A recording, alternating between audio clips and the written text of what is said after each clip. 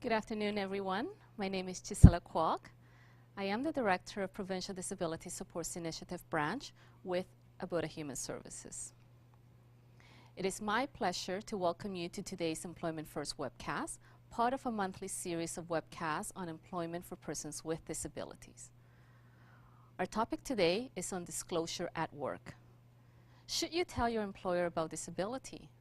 Who should you tell? How much should you tell? For individuals with disabilities, disclosing a disability to an employer can be a difficult decision. It takes thought and planning. We will start off today's session with a presentation on disclosure by Julie Kendolfer and Valerie Borgard. While the research and learnings come out of the MS Society, the learnings are applicable to many individuals within the disability community. The second half of the hour will be spent on discussion with Amy Willens and Dave Prince. They will talk further with our moderator about the risk and rewards of disclosure and take your questions. Now, to introduce our first set of speakers today, in order of their presentation, Julie Kendolfer is the Director of Government and Community Relations at the Multiple Sclerosis Society of Canada.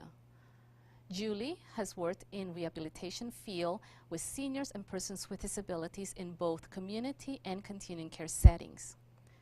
She received the Alberta Centennial Medal in 2005 in recognition of her community work. Julie was diagnosed with multiple sclerosis, a progressive neurological disease 10 years ago. Valerie Borgard is registered social worker and has over 30 years providing advocacy supports and education for adults with a wide range of disabilities. Since 2007, Valerie has worked with the MS Society in the Edmonton and Calgary region chapter. As the MS GPS coordinator for the Alberta and Northwest Territories Division, she currently helps individuals affected by MS to navigate the system that impacts their daily life. Today's panel will be moderated by Carissa Halton. Carissa is a writer and communications advisor. She supports the production of this webcast series. Tina Faze is our online moderator. She will pose your web chat questions to our guests. As you watch the presentation by yourself or with family, friends, or colleagues, please share your thoughts and questions via the live chat window. Also know that today's session is being recorded and the video will be posted on the Alberta Employment First webpage. Okay. And I'll turn it over to Carissa.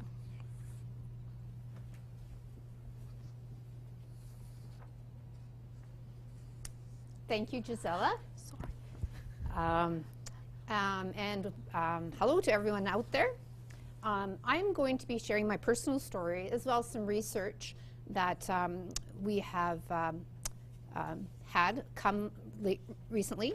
And then my colleague Val will be showing you a disclosure diagram about decision making as well as sharing some client stories. And then both of us will come together after we both presented and we'll answer any questions. Imagine this picture. A 29-year-old university graduate, wife and mother to a 1-year-old son, starting out her career in the nonprofit sector. She walks into her doctor's office one day and walks out not knowing the journey that lies before her. Why? Because she had just been diagnosed with multiple sclerosis. That woman was me 10 years ago. How would you react when you're told that you have an unpredictable, often disabling disease of the central nervous system, affecting your brain and spinal cord, and they can't say what lies ahead? They tell you it happens to women 3 times more than men. How does it affect your role as a parent, an employee, a wife, a volunteer, and the other roles you have? They explain what's happening inside you, this disease attacking your brain and spinal cord, causing inflammation and often damaging the myelin in patches. And when this happens, the nerves are interrupted and distorted, and then you have these symptoms: fatigue, pain, numbness, spasms, tremors. The problem is they can't tell you what, when, or how severe the symptoms will be, as the symptoms of MS depend on what part of the brain and spinal cord are affected. And this can greatly vary between person to person and from time to time in the same person. And why? They don't know the cause or cure yet. And while the exact cause of MS is not known, there really is a lot of hope in research. I left the doctor's office that day, went into my car, called my husband and cried, and told him, whatever happens, I don't want to live in long-term care. Why was that my reaction? Because that is what I knew of MS at that time. My aunt had passed away when she was in her 50s with a progressive form of MS. She could no longer move on her own or speak, except for the nod of her head. She lived in a long-term care facility with individuals 2 and 3 decades older than her, who played bingos every Saturday afternoon. I was scared that would happen to me. I didn't realize there were others living with this disease, and they didn't have the progressive form like my aunt. They had what I'd been diagnosed with, relapsing remitting. This type of MS is characterized by unpredictable but clearly defined relapses, during which new symptoms appear or existing ones get worse. And in between these relapses, recovery is complete or nearly complete. And 85% of people diagnosed with MS have this type. In the 10 years since formally being diagnosed, I've experienced the gamut of relapses and symptoms, such as unable to cut my food at supper or tie my son's shoes when he was little, the pain and numbness going all down my right side, having numbness in my head where I couldn't even feel the curling iron, hence why I have the lovely pixie cut now, to most recently a brainstem relapse affecting my balance and inciting vertigo. When will these things happen again? I really don't know, and that's the part of MS that is so unpredictable and really just sucks. When will something hit you? When will it affect you? But when you look at me, do you see these things I describe? Probably not, because you can't see this invisible disease that is slowly and sometimes I feel quickly attacking me from the inside out. Each person with MS has their own story and their own unique challenges. MS is a terrible disease, affecting people in their prime and career-building years. I was only 29, starting my first job at university with my 1-year-old son. I had the typical MS profile. I literally see all the issues that affect people living with MS because I face them each and every day. But for me, it comes down to one word: support. And when it comes to employment, there is a gap. People with MS often struggle to continue working, and as their MS progresses, nearly 80% of Canadians impacted by the disease will find themselves unemployed. We know that people with MS who are working report being healthier, more financially secure, more socially active, and experience better quality of life than those who are unemployed. So why then are people with MS struggling to continue working, despite both their educational and vocational histories in their prime career-building years? This disease, MS, creates a life of uncertainty and unpredictability. But what should be and can be certain are the supports people have to continue working. One of the first questions I faced when I was diagnosed is, who do I tell at work? What do I tell them? As I described above, I didn't know what the road ahead looked like. The issue of disclosure in the workplace is very real. How do you talk about this disease with coworkers and supervisors? Where does one go for support for this? When I thought about telling my employer about my diagnosis, I was scared they'd put a label on me and not see my abilities, and that they'd only see the disease.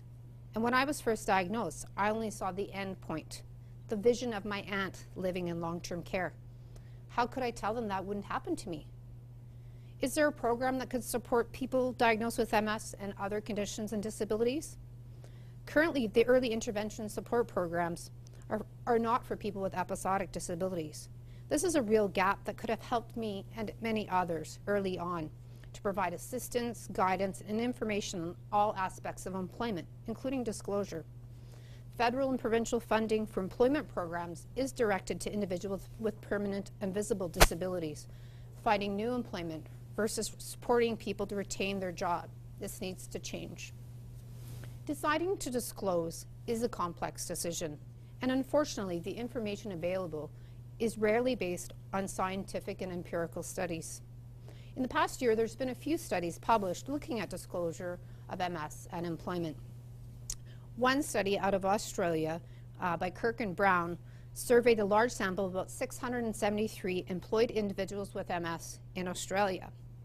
They found that employees who disclosed their diagnosis were more likely to be employed and more likely to be employed for longer periods of time, even after controlling for disability severity. In addition, they also found that the majority of responses to disclosure, as perceived by the employees, were both positive and supportive. However, this study has some limitations and raised the need for additional inquiry. For example, the data points were self-reported and did not include some clinical and neural metrics. Another study by Fradek and others was designed to assess the relationship between disclosing diagnosis and with some other clinical parameters in MS patients, and in turn determine how disclosure relates with greater physical disability and cognitive impairment. So what they found was disclosure was associated with greater physical disability, but not cognitive impairment. So disclosed patients reported more work problems and accommodations over time.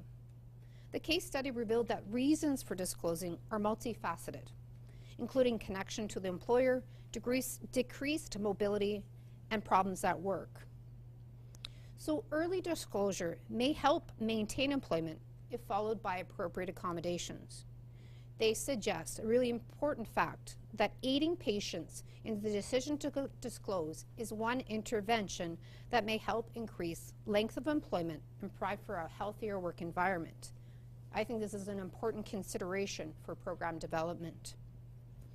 Another interesting study that Kirk and Brown did, they interviewed 40 employees with MS to identify the types of psychosocial support that people with MS require post-disclosure, so after they've disclosed, in order to maintain their employment status.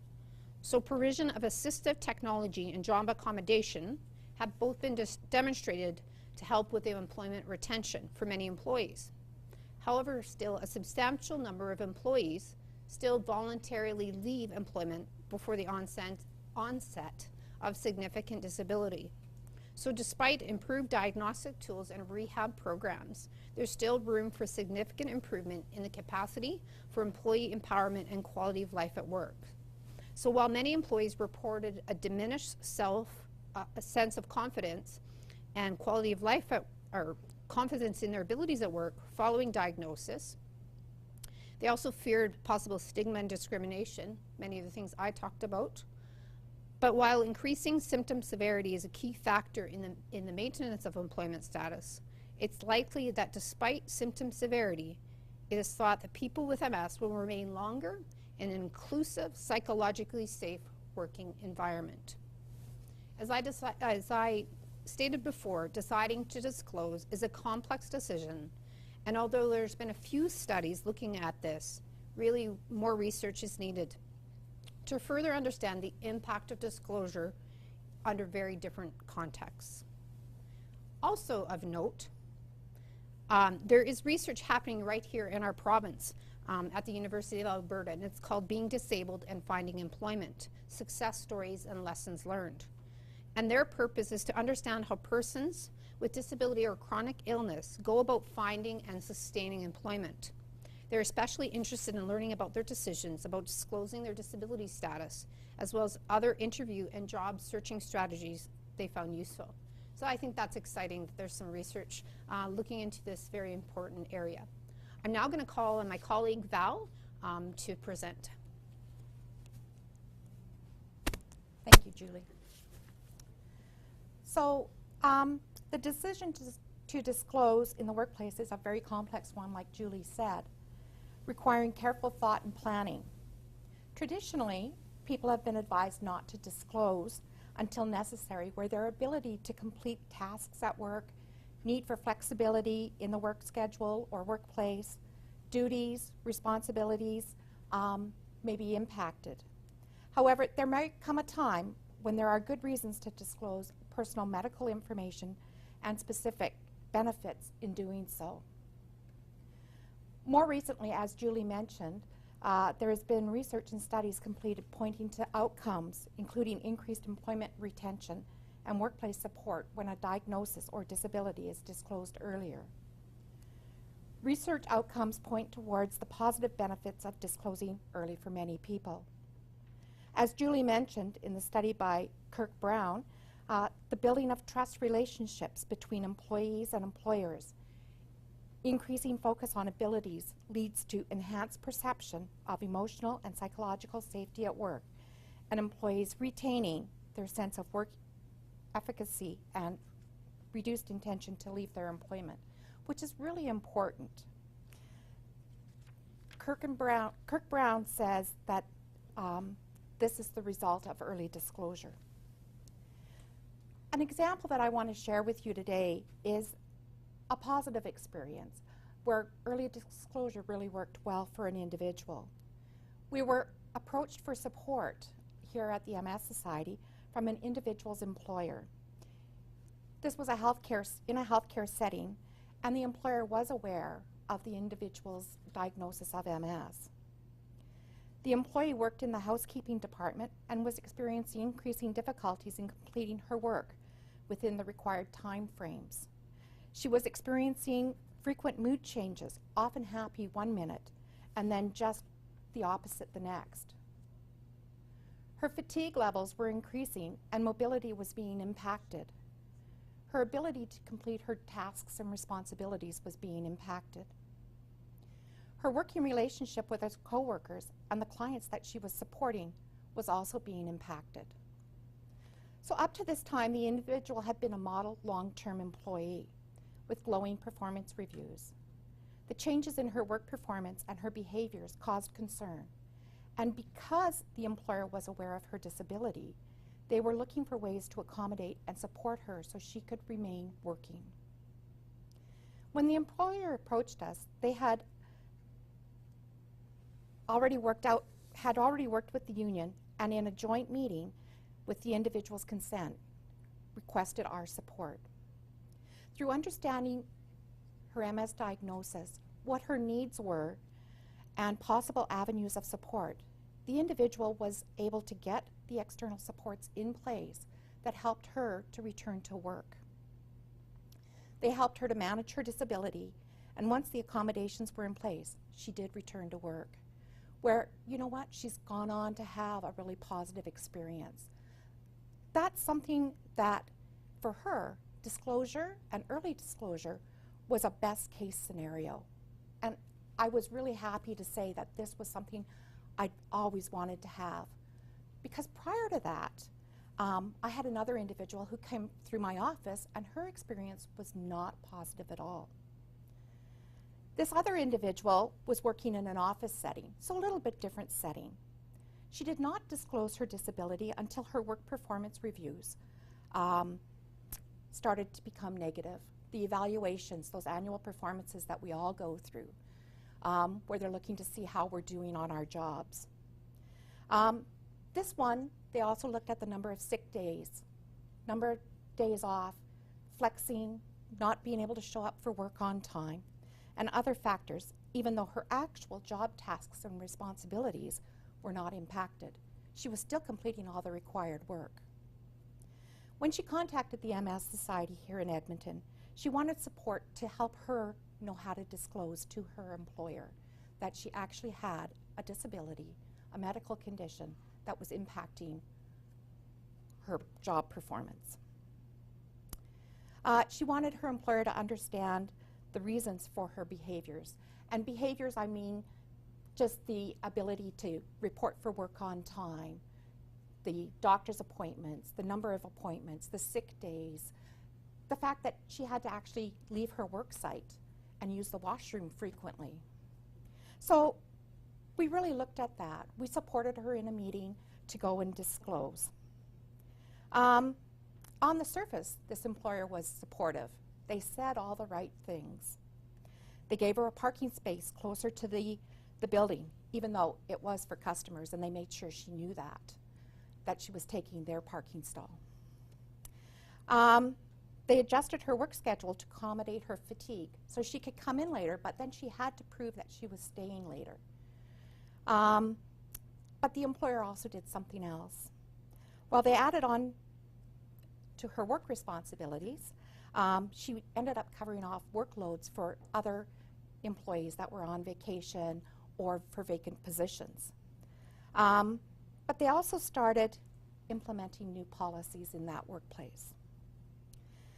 So they implemented a no cell phone policy.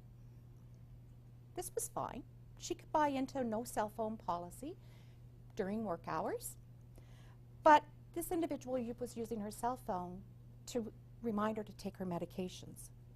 And every time it would ring, she would be written up, called into the supervisor's office and be reminded, you know, you can't use your cell phone. And when she said that she was using it as a reminder, they're like, we have a no cell phone policy. Well, her coworkers would say, I'm using my cell phone and I'm having actual conversations. How is that fair? Her coworkers would say they had never been written up. They had never been spoken to. The employer instituted set break times, but monitored every time that she was away from her desk and timed how long she would be gone. Part of her job was to deliver reports and other documents to other departments, but she also experienced bladder issues, necessitating frequent untimed use of the facilities, which the employer was aware of. Again, she would be written up for not following procedure. It seemed that every time she did something that her employer could develop a policy or procedure on, that she would have a need for the exact opposite, and she would be written up. In this case, disclosing escalated the attempts to document the non-compliant behaviors as perceived by her employer, making it extremely difficult to continue working. After leaving on long-term disability, the individual connected with Alberta Human Rights with the support of her coworkers to file a human rights complaint. In either case, as a person with MS or another disability, it is important to weigh the options carefully before making a decision to disclose. Once the information is given, it can never be taken back. Each situation is unique, and there is no one answer on whether to disclose. The outcome will be up to you.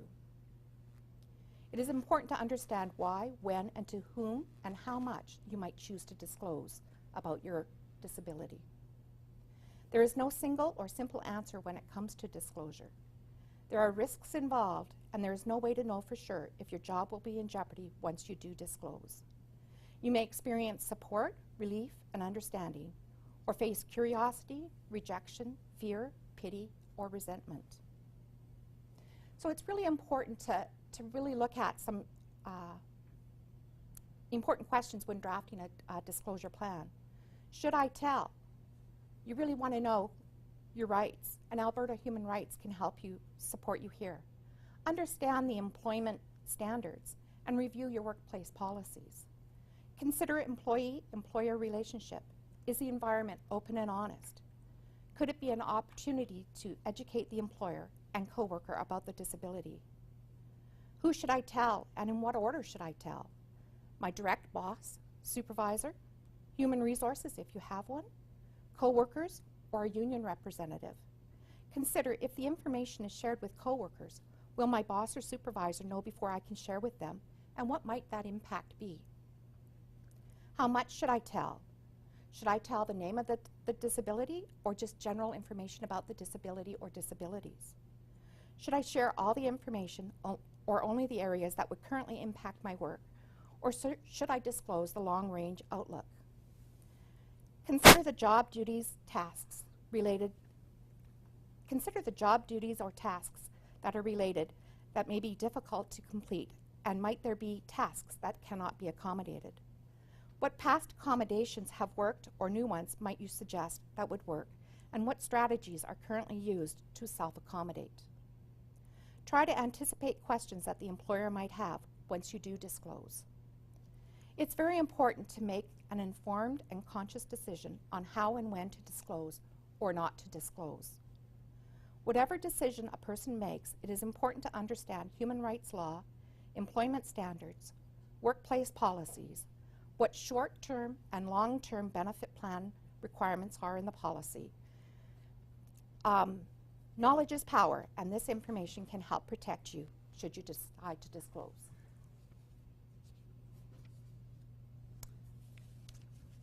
So now we will take some questions from Tina. Will let us know what's online. I have two for you, Julie and Val. The first one's from Tabitha, and she's wondering, you know, I mean, we're having this conversation in the MS context, but she's wondering if, when we're discussing disability, does this also involve developmental disabilities? Do you think any of this is applicable? This is always applicable. Doesn't matter what the disability is, you really want to weigh that information. What often, sometimes, if you've got a disability that is more visible, people can understand that. It's when you have more of an invisible disability, and that often is the case for people living with MS or an episodic disability, where you can't see it. I mean, if you look at Julie, you wouldn't know, right? So sometimes it's really difficult to know. Right. And sometimes it's harder to know what information you want to disclose. But it's, like I said, it's often an opportunity to educate. Right. The second question is whether you would know how long the Alberta Human Rights Commission process takes and is taking currently. Well, that's a good question. That's a really good question. I know that they really try to resolve concerns earlier, prior to an official complaint. So working with one-on-one with you to walk through that process. So it's a really good question. I've heard, you know, a couple of years or longer. Depends on what the situation is. And so the example you were talking about, how long did that take? That took about 2.5 years. It took 2.5 years. Okay. And that's all I have. Well, thank you. Thank you. Thanks for those questions online, and thanks for the opportunity for us to speak.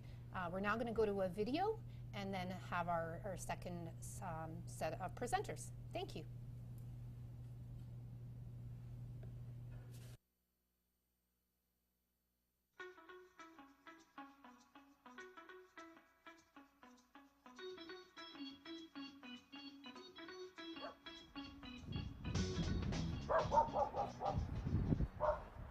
He's a handsome boy. Keep going that way. My first question when they told me that I had Asperger's was, is there a cure? And so knowing that it was something that I was going to have to deal with my whole life was kind of heartbreaking. I had been blaming myself, you know, and I hated myself really for not being able to make friends and things like that. And so having the diagnosis gave me the ability to say it's not my fault, it's the Asperger's. The job that I had previous from here, I ended up having a hard time between me and my coworkers because they didn't understand me and I didn't understand them. And so there was a miscommunication between all of us. And so when I came here, I had been diagnosed for only a couple of months or so, and I had learned what disclosure meant. And so this was my first opportunity really to disclose, and I had talked about it with my parents as to whether I should or whether I shouldn't.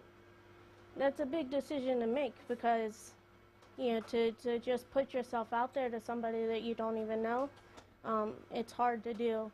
But I found that once I disclosed, it made the difference because it closed that lack of miscommunication. One of the first things I did in the interview was I disclosed and told Sean, the manager, that I had Asperger's syndrome. And I explained it a little bit, and he had a little bit of an understanding of what it may be. And I truly believe that that changed everything. This is Dr. Arneson. He's the boss. When she came along, you know, we interviewed her just as anybody else who come down the pike, and you know, we were made aware that she had an issue, and you know, but you know, tried not to let that influence whether we said yes or no about hiring her. And since we've hired her, we've been absolutely nothing but pleased, and would hire her again in a heartbeat. The only challenge, you know, was the challenge that she may have had. You know, I don't think we had any challenges, and her work was always good from the get-go. But now that she's actually a department head of the assistants now, And since she's been given that responsibility, I've just seen her blossom. I mean, she's taken that responsibility and run with it and done just a spectacular job. When I first started working here, I was having a hard time remembering what the instruments were called and how they were supposed to be packaged. So I ended up actually talking to one of our technicians about having that issue of having to remember all that. And she gave me a book of all the instruments, surgical instruments that there like ever was. And so I went through the book, which was really thick. Then I sat down at home and I drew out the instruments and wrote beside it what it was called. Kind of everybody uses them, and we use them when we're training new assistants or interns or anybody that comes in. We'll use them. So they've not only benefited me, but they've benefited everybody else too. And here is where we keep the animals that are staying with us for the day. I think that these guys got surgery today because they look pretty woozy. You got sad eyes, puppy. In our first staff meeting that I was a part of here, I ended up disclosing to the whole staff. And I had been working with them for I think like 2 or 3 weeks, and then we had the staff meeting. So they had gotten to know me a little bit. After I disclosed to them, after that meeting, all of them were coming up to me and asking me questions, not just about Asperger's, but they had also asked me questions like, oh, is that why you don't really look me in the eye very much? I thought you didn't like me. And I'm like, no, that's why. My advice for anybody with any kind of disability, especially a hidden disability, is to disclose, because that just closes that wall of miscommunication that's going to end up being a big barrier for you.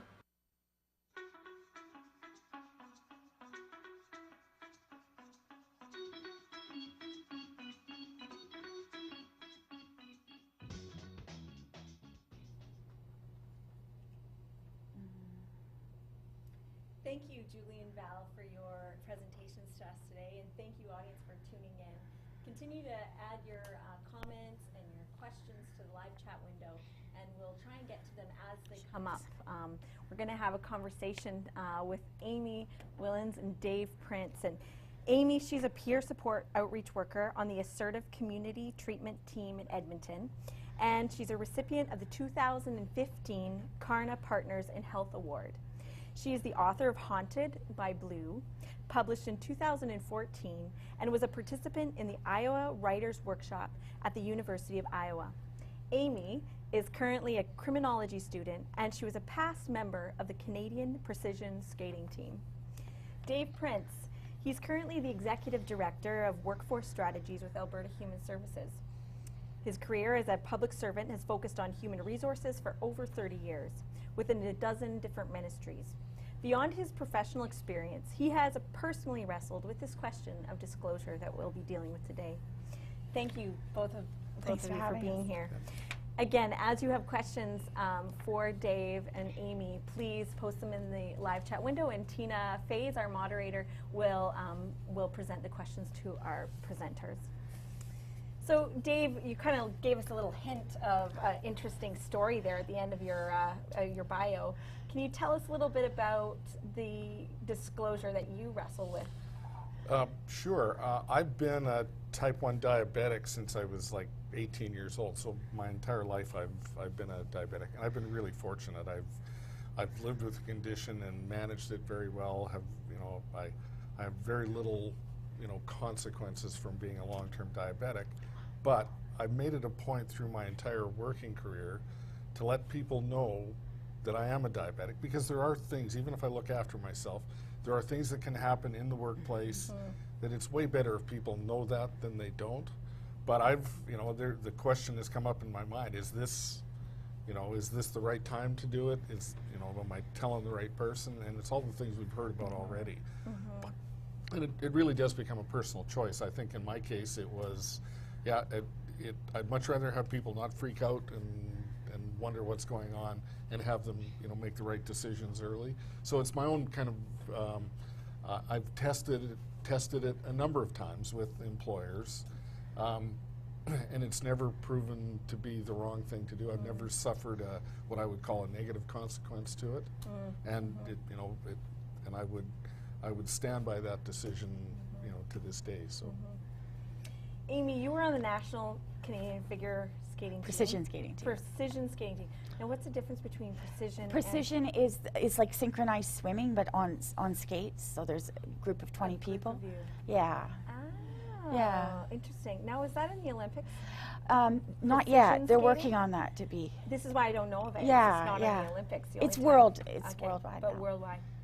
So you were on the precision team, national precision Yeah. team, and suddenly you could no longer skate. Tell us a little bit about just the first time that you were diagnosed with your disability. Sure. You know, I had suffered from depression most of my life, starting about age 12 to 13. But you know, I was able to sort of manage it, and I did well in school. I was spending all my time skating. I had lots of friends, but at 22, I was under an incredible amount of stress. I was in university. I was skating on the team. We had just got our first international positions, and suddenly my whole life changed. I began to have symptoms of paranoia, of being watched and followed. Call the police all the time saying that, you know, someone's watching the house, that someone's stealing my mail,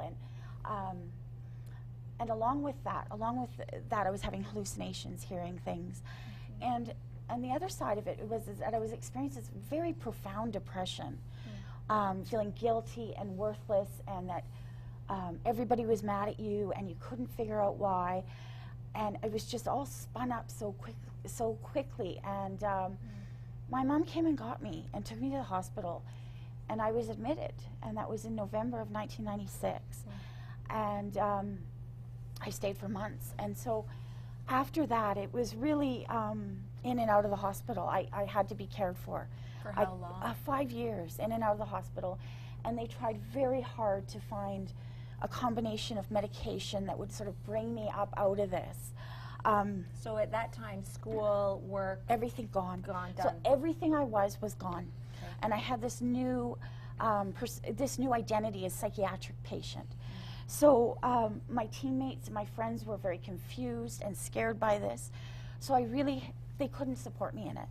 So I really lost the support, a lot of support. And so I felt discredited immediately, and I felt very lost. And what were you taking in school at the time? I was studying nursing, actually. So you wanted to be a Yeah, I nurse. wanted to be a nurse. So at the time where you're in and out of hospital, did you feel, what were you thinking about career at that time? I hadn't really decided because I hadn't had a chance to test out too many different units yet, because I was only in my second year. Okay. So, yeah. So then it was, what, 2002 or 3 when you finally felt better to start looking For work? It was about 2003, so it was about 8 years that I wasn't working. And I was very lucky because I had a friend who I desperately wanted to work, but had no confidence left. I mean, the illness had just wiped out any kind of confidence I had in myself. But I wanted to work, wanted to be a productive member of society, you know, really badly. And so a friend offered me to come volunteer at her work. And the boss there saw how hard I worked and then offered me a job. And she knew that I had a mental illness. I have schizoaffective disorder. And you know what? They taught me things there. They taught me a lot of things. I didn't know how to use a computer because I'd missed all those years of the computer training. And they kept just training me. And it was very powerful. So you didn't have to disclose with that first employer. I didn't have that to. was somebody that you knew. They Yeah. already knew your situation. There was empathy and compassion Yeah. already. So then what happened? You had Well, a then second job. you know, I worked my way off age. I went back to university, but I needed a part-time job just to support me a little bit. And so I applied at a medical billing office, and I didn't disclose to them. Is this a part of a doctor's office, or is No, it it's an separate? independent company that sends in medical billings for doctors. Okay. And so I thought, I didn't know anything about disclosure, what to do. I had no skills in that area. And so what I did was I thought, I'll just show them how hard I can work. But I know You didn't tell them. I didn't about tell your them. disability. And then I noticed around the office that there was some billings coming in for psychiatric cases and for emergency cases with mental illness. And I noticed the crazy jokes and the jokes about ECT and all that stuff. And I knew I was not safe to disclose at that point. And so What's I never ECT? did electroconvulsive shock therapy. So they were laughing about it. Yes, they were laughing about it. And So you didn't feel like there was any respect for patients? no, that were- I felt very unsafe, Right. but I needed the job. So how long were you there for? I was there almost a year and a half, yeah. Okay. And at no point you told At anybody? no point at I the never office? told any of them. Where you're processing psychiatrists. Yeah, and I was one of their best billers, you know, Yeah. so Amazing. yeah. So Dave, as our resident HR expert, this to me sounds like it's a situation where we've got an employer who has an absolutely unsafe work culture. Can you talk a little bit about how those cultures come about, where they're just so negative? Or how, I guess alternatively, how employers can work to make a different kind of experience for their employees. I like the second part of the question better. Okay, we'll go with that one then. And I believe it really is all about education and awareness, and you know, any employer in the current age we all compete for employees, and all employees are looking everywhere for good people, recognizing that persons with disabilities represent a fairly significant pool of talent within the employability world. Just having those kind of conversations at forums where organizations get together within your own organization really starts to change the dialogue about creating safe workplaces. I mean, there's branding you can do. There's a whole bunch of things that companies can do to show that they welcome. And you know, one of the things that we're seeing more and more of is you're walking into places, and there's something they're telling you already that they support. Diverse workplaces. There's barrier-free access to the public areas. All of those kind of things. There's companies that are making that part of their brand, as opposed, and those are the ones that are doing it right. And it certainly comes from awareness, and it comes from,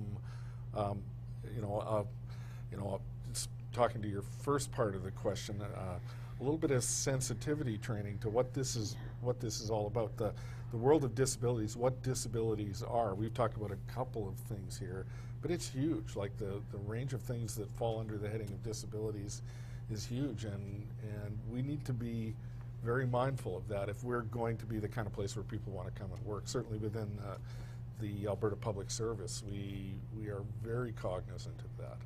And I mean, with Amy, she was reading the social cues correctly, right? Absolutely. I mean, she's looking at this, listening to the environment of her colleagues and hearing those messages. So I mean, it's also a very subtle thing. I mean, organizations can have policy, right? So there's the piece of policy that's important. Yep. But what about this part of the fact that we all are part of these small units and divisions and have supervisors that may or may not agree with the overall HR policy? What can individuals do who are in situations where Amy was, where they're experiencing the social cues that this is not a safe environment? What kind of strategies can they use to either make a safe space there? How should they disclose?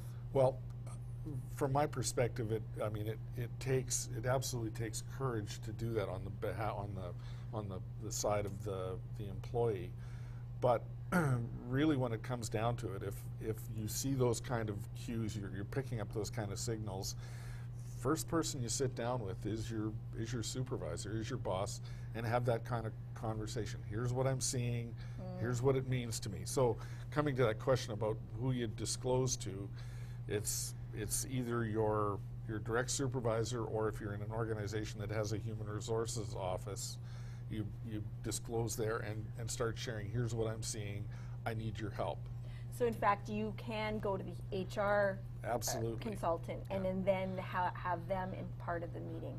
I like to believe that anybody that works in human resources these days understand this world. Let's talk about big and small organizations, Yeah. but we're going to go to the audience. Do we have any questions, Tina? We do actually, and Dave, this one's for you, and it's kind of along the story that you've both been talking about. So the question is if you've experienced staff with hidden disabilities disclosing and accessing support such as ADHD or mental health or depression like we've been talking. Have I run into situations like that? Yeah, have you had employees come to you with those kinds of hidden disabilities, and what's been your experience? How have you been able to help them? Yeah, the answer is yes, in a number of different ways, in a number of different degrees. Like there's What situation do you feel most proud of, or was handled the best? well,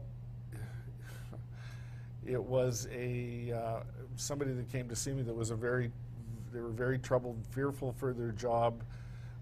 In technical human resources team, they were just a mess. Like they were just a real, they didn't know if they were coming or going. And so I kind of worked the situation through what's going on, what happens. Turns out had there was schizophrenia and depression. She was under medication for that, had been in an accident, was receiving medication from another doctor. Okay. And it wasn't until she told me the first part that I made the twig on the second part, sent her to a doctor that looked at the whole issue. Okay. And then after she went through that, I talked to her about, did your boss know about this? Because she was worried about losing her job. As soon as she had her conversation with her boss said, oh, well, what can I do to help?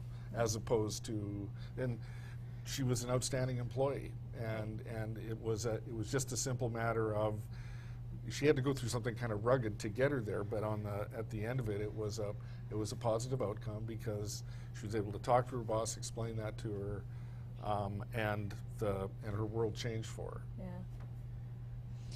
Now thanks Dave. The next question's from Tabitha, and she's wondering if either of you have any suggestions for those who've had a history of being negatively treated after disclosing.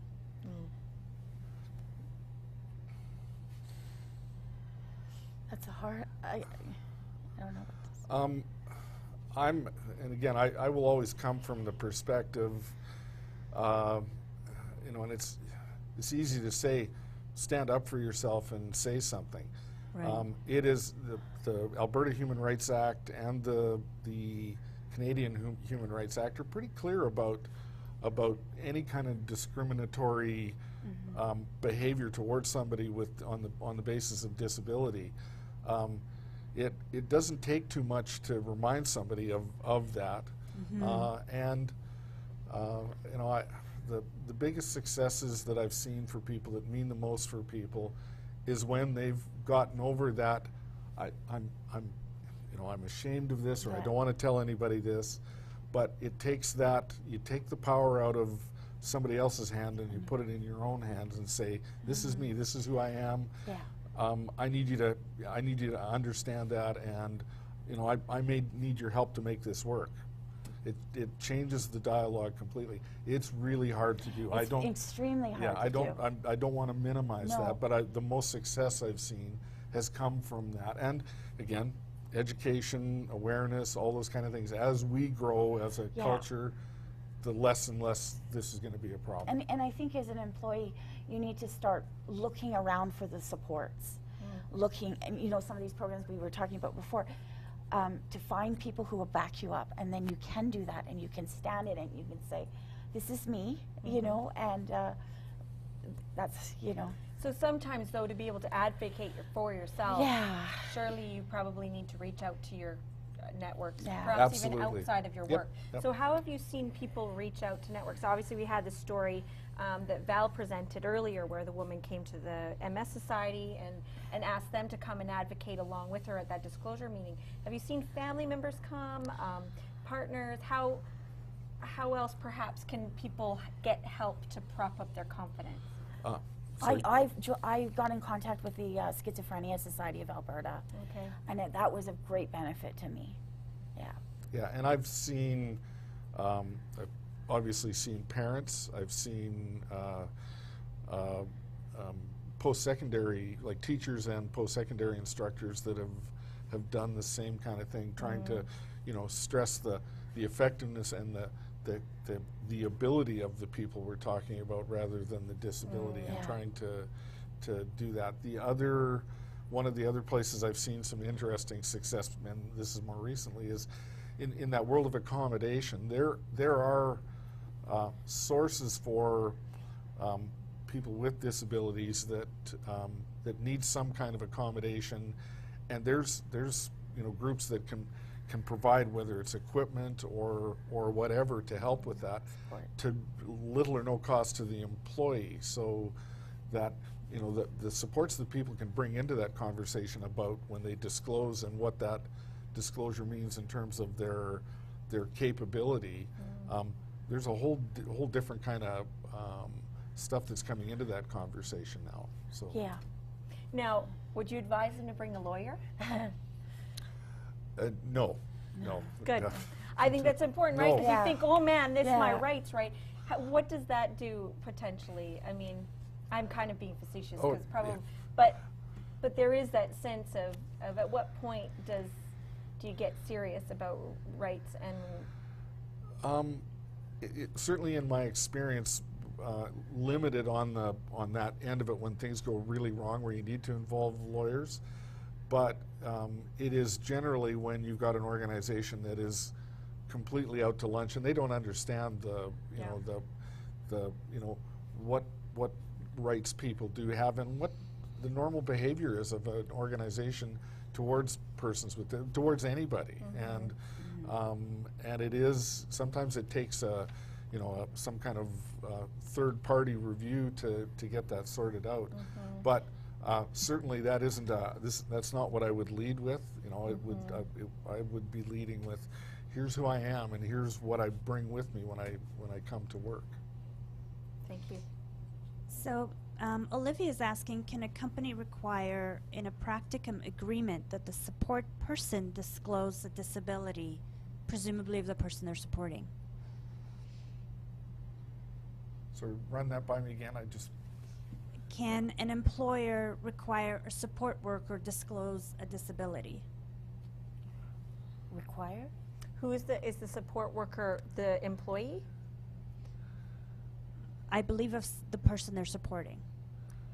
Oh, this is an instance where there's an employee who has a support worker, and the question is whether the support worker can tell the disability of the employee. So Or the extent of it. so the employer knows that there's a disability involved, but it's about what kind of disability? Okay. I can't say that I've run into that,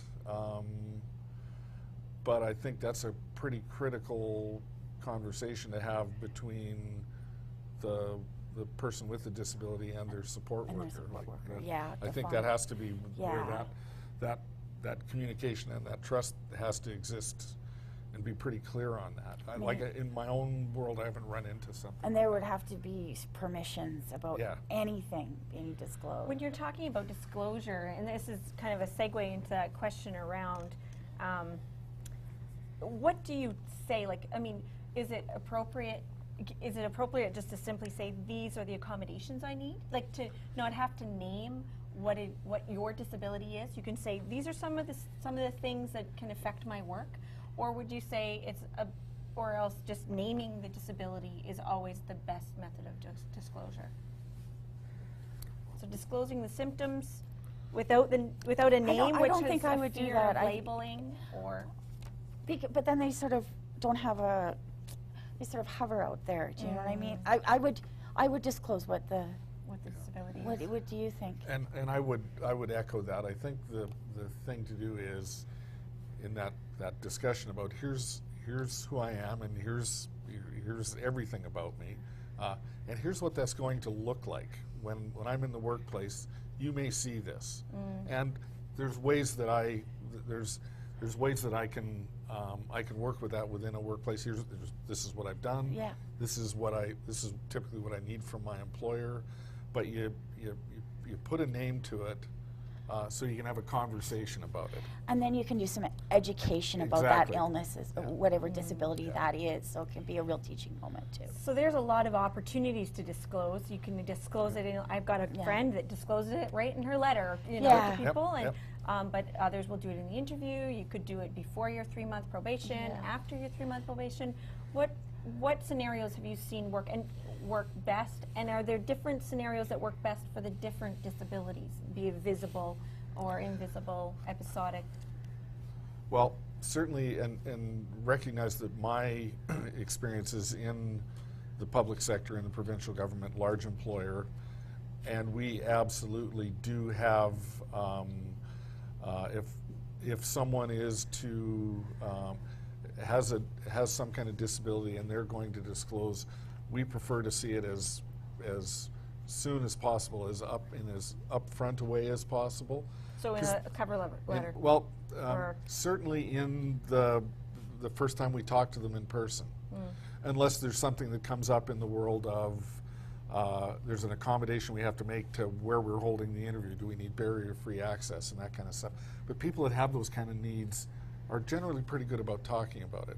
But certainly in my world, and I've seen very little in the way of direct negative consequences of saying, here's what my issue is, and I'd be happy to talk to you about it in terms of what it means for this job. And so as early on in the process as possible. When you're sitting down with that interview, if you're not certain, talk to the HR person that's involved. That's always a great place to start. Okay. HR people understand what's at stake and where the sides of the road are too. So would an HR person potentially advise them, just say, let's do the interview and then at the end we'll discuss this, so that there's at least a little bit, because the interviewing supervisor, for instance, you might have a feel for how that supervisor is going to respond at the start or the end. And that's exactly how I've seen that happen. If somebody asked me that question, I'd say, let's work our way through the interview, and then as if we're getting farther down the road, I always tell people your last opportunity is when they're checking references and getting ready to make you an offer, for you to be completely forthcoming about who you are and what you bring with you. So it is frightening, though. Oh, it is. It really is frightening. It's easy for me to say. I know how hard it is. Yeah, but I think it's important to get the supports. And yes. Awesome. We have another question from online. Thanks, Dave. Deborah wants to know, how do you support an individual who doesn't want to disclose at all?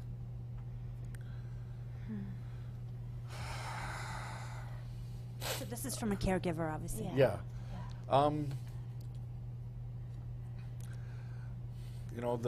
The best you can do, I think, if somebody doesn't want to disclose, is you have to stay close to them. In my experience, something is going to happen where you've got to deal with it. So have patience, and I know in this world, lots of people, that's one of the things they have in abundance, and the opportunity to educate, and up to the person with the disability to say, here's what I'm talking about, here's why it's a good idea for you to do that. And it's and you'll win some of those and you'll lose some of those. I know that for a fact, but it is you can't give up just because they said, nope, not interested. Right. Thank you. That's all I have. One more question, and I want to move to we don't have tons of time, but I want to talk briefly about the new landscape of social media. And we want to talk about disclosure. You think about calling up your employer and telling them or not. Well, we've got a whole new scenario where you can just put a Facebook status, came back from my doctor, and how do you navigate disclosure in this new social media age? Well, I'm quite open about the fact that I have a mental illness. I am now an employee for Alberta Health Services in the peer support role. So it's known that I have an illness, and also my work as a writer too. So for me, it's out in the open. There's no way at this point that is. Can somebody disclose online and not disclose to their employer, in your opinion? They're probably going to find out. Yes. And it might be better for you to be the person, Yeah. to be having that conversation before. Yeah. They can try. People can try to keep that separation, but I have no confidence in the level of security about that kind of information. And let's not forget that there's lots of employers these days.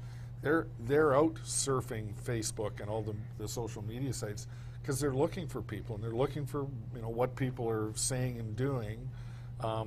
Sometimes it's another way to do reference checks. Sometimes it's another way to see, gee, who's doing something innovative. Mm-hmm. So that space out there, that social media space, if you treat it as it's public knowledge, that's the best way to do it. And if you don't want to share, I don't think there's a safe way to disclose out there without it being available everywhere. I wouldn't count on that at all.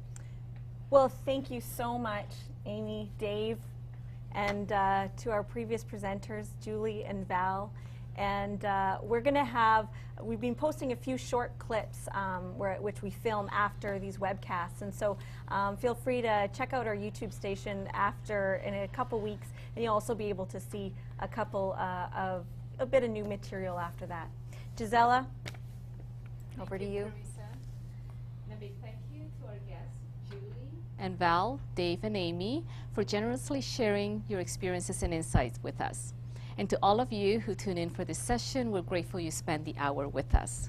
We hope it's been informative and inspiring. As we mentioned in the opening, this webcast is part of a regular monthly series we're hosting on the first Wednesday of each month. To get updates and registration information about each of the sessions, please subscribe to our mailing list by emailing hs.employmentfirst@gov.ab.ca. If you're interested in similar webcast series, an FASD learning series helps individuals with FASD, their caregivers, and support workers learn more about FASD and how to support a person with FASD. The next session is on March the 18th, and the topic is Healing Disorder Attachments. To learn more, go to fasd.alberta.ca. As mentioned, today's webcast was recorded and the video will be posted online, along with videos from all the previous webcasts. The video link will be sent out to other registrants in the near future. We encourage you to share this video and anyone you think might be interested. If you have topic ideas that you'd like us to pursue or feedback about today's webcast, please email us at hs.employmentfirst@gov.ab.ca and let us know. We always love to hear your ideas. Have a wonderful afternoon and hope to see you next month. Thanks.